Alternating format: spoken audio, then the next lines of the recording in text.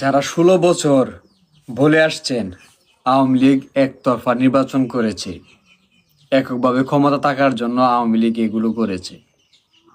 ধরে নিলাম আওয়ামী লীগ বাজে কাজ করেছে, আপনারা ভোট দিতে পারেন নাই, নানান ধরনের সমালোচনা করেছেন।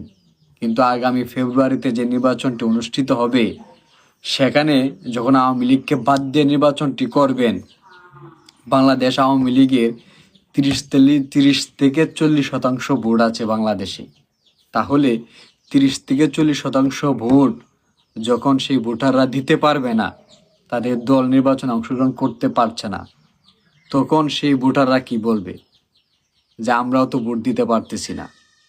তাহলে কি আপনাদের এই নির্বাচন আর আওয়ামী লীগের নির্বাচনের মধ্যে পার্থক্য কোথায়? আওয়ামী লীগ কি কাউকে বাদ দিচ্ছিল যে নির্বাচনে অংশগ্রহণ করতে পারবেন না?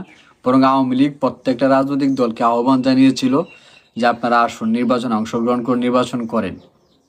কিন্তু অন্যান্য রাজনৈতিক দল নির্বাচনে অংশগ্রহণ করে নাই। কিন্তু আওয়ামী লীগ নির্বাচন করতে চাচ্ছে, কিন্তু আওয়ামী লীগকে নির্বাচন করতে দেয়া হচ্ছে না। তাহলে পার্থক্যটা কোথায়?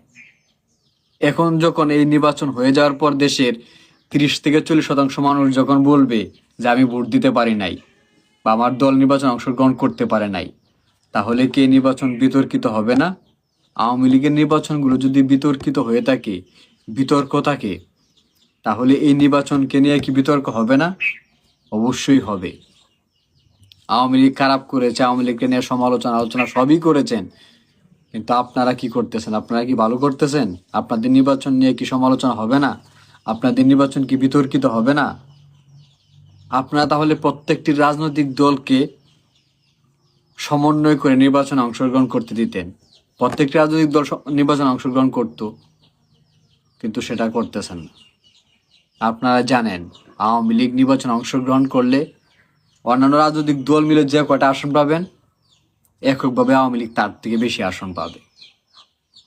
এটাই বাস্তব। কারণ গত 16 বছরে বাংলাদেশে শেখ হাসিনা যা করেছে, বিগত কোনো সরকারই করতে পারে নাই।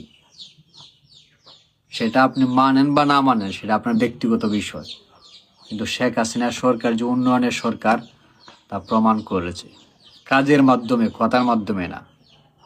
যে নির্বাচন নিয়ে বিতর্কিত আলোচনা সমালোচনা সব করেছেন, আওয়ামী লীগ একতরফা নির্বাচন করেছে, অনেক সমালোচনা করেছেন, তাহলে এখন আপনারা তো তাই করতেছেন। এভাবে নির্বাচন করে বেশি দিন টিকে থাকা যায় না, টিকে থাকা যাবেও না। সময় বলে দিবে কে কতদিন ক্ষমতা থাকতে পারে নির্বাচন করে। 96 সালেও নির্বাচন হয়েছিল, 17 দিনে বেশি টিকে থাকতে পারে নাই। ফেব্রুয়ারিতেও নির্বাচন হয়ে যাবে, আপনারা হয়তো গুজামিল দিয়ে নির্বাচন করে ফেলবেন, কিন্তু ক্ষমতার চেয়ারে টিকে থাকা সম্ভব হবে না।